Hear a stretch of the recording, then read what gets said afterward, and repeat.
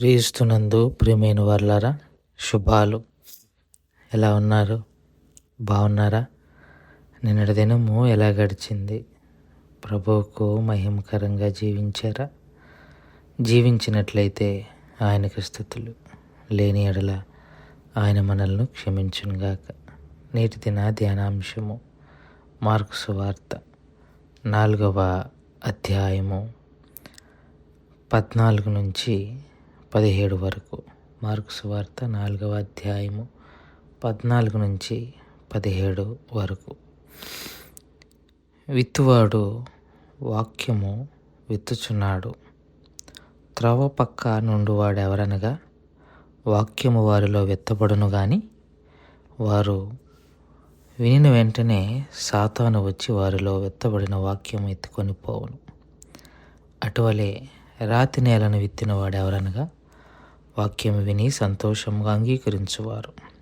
అయితే వారిలో వేరు లేనందున కొంతకాలము వారు నిలుతురు గాని వాక్యము నిమిత్తము శ్రమ అయినను హింస అయినను కలగగానే వారు అభ్యంతరపడుతురు.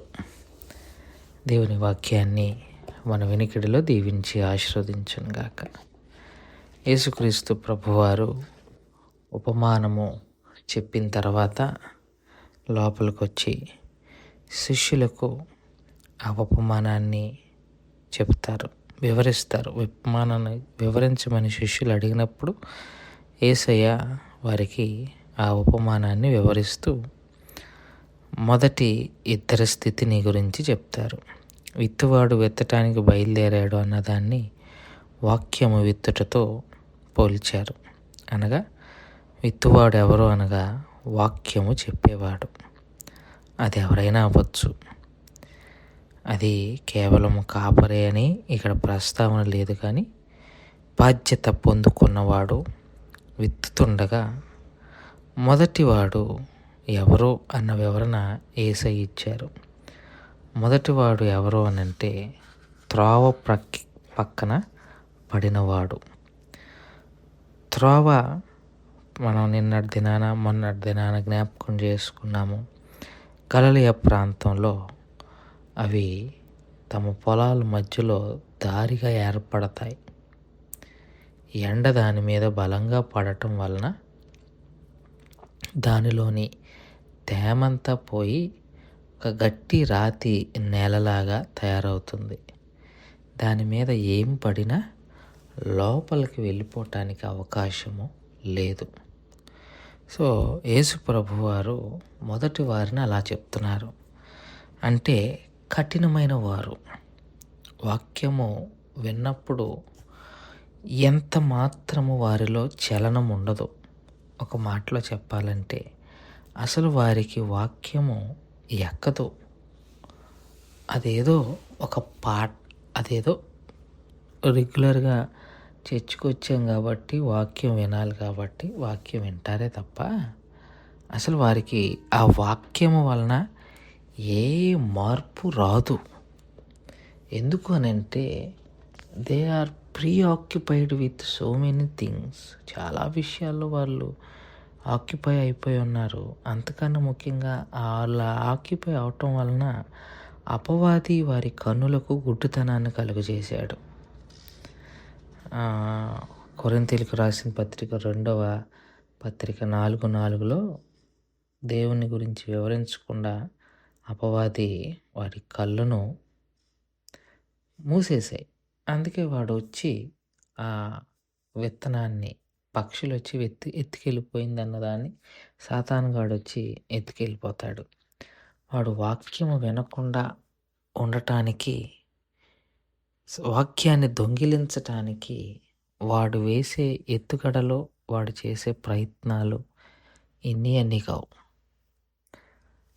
ఆఖరికి మనుషుల హృదయాలను కూడా మభ్యపెట్టగలడు. రాతి నేలను పడిన వాళ్ళు అంతే. ఎన్నిసార్లు చెప్పినా చలనం ఉండదు. మనకి ఒక సామెత ఉంది, దున్నపోతు మీద వాన కురిసినట్టని. వాళ్ళ హృదయాలు రాతి పడిపోయి, పేరుకి క్రైస్తవులం, చర్చ్ అటెండెన్స్ ఉంటుంది, చర్చిలో వచ్చి కూర్చుంటుంటాం, కానీ ప్రయోజనం లేదు. ఇక రెండో వారు వీనికి వలే అన్నాడు. అంటే రెండోవాడు కూడా మొదటివాడు లాంటోడే, కాకపోతే వాడితో పోల్చుకుంటూ కొద్దిగా పర్ల. ఏంటిదా పర్లేదు అని అంటే, విత్త వాక్యము సంతోషంగా అంగీకరిస్తారు, కానీ వారిలో వేరు లేనందున అది కిందకి ఇంకెళ్ళదు. ఇప్పుడు విత్తనం పడితే విత్తనం పగిలి బోత్ సైడ్స్ పెరుగుద్ది, రెండు వైపులా పెరిగిద్ది. అంటే పైనుంచి పెరుగుతుంది, కింద నుంచి పెరుగుతుంది. కింద భూమిని చీల్చుకుంటూ వేర్లు వెళ్తాయి, పైన నేలను చీల్చుకుంటూ మొక్క వస్తుంది. వీళ్ళు మొక్క వరకు ఉంటారు, చిన్న పీలిక వరకు ఉంటారు. పైన ఎదగాలంటే క్రింద బలమైన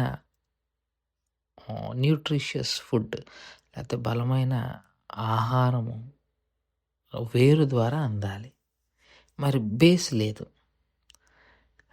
ఎప్పుడు చాలాసార్లు నేను చెప్పుకుంటాను, క్రైస్తవ్యం అన్నది ఎమోషన్ కాదు.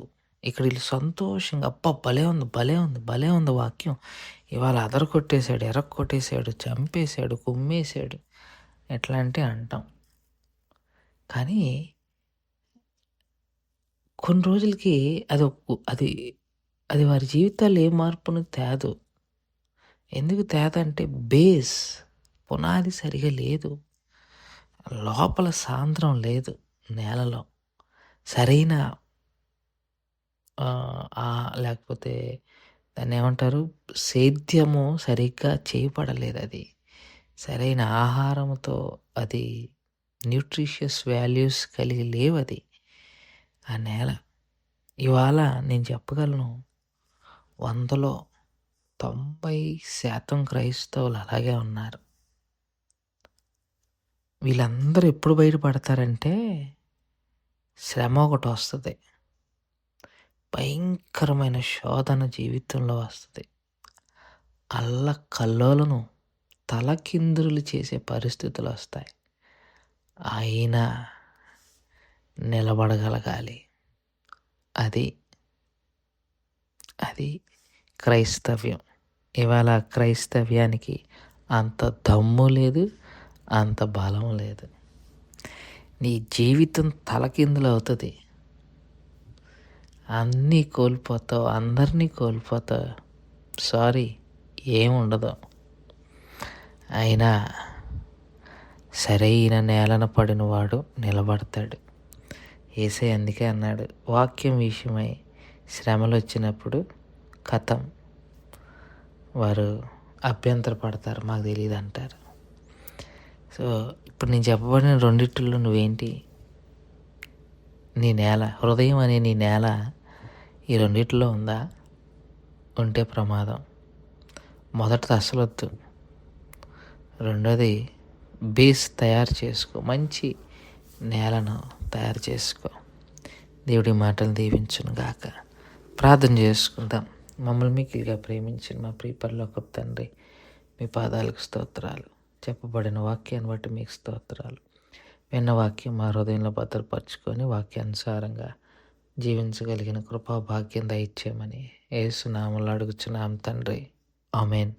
God bless you.